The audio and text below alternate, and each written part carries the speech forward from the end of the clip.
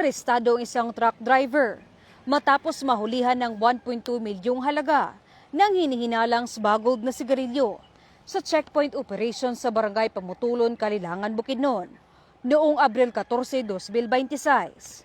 Kinilala lamang sa alias na Ali, 25 anyos, ang suspect na residente ng Lanao del Sur.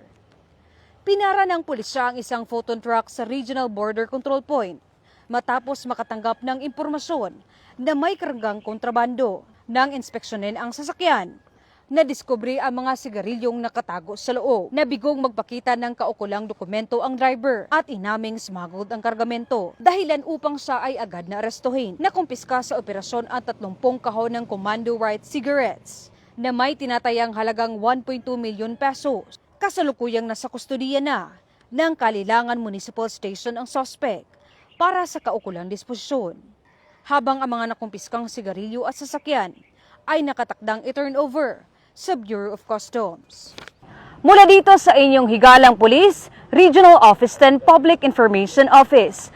Ako ang inyong PNN correspondent, Patrolwoman Jane Rose Bohol, alagad ng batas, tagataguyod ng balitang pulis.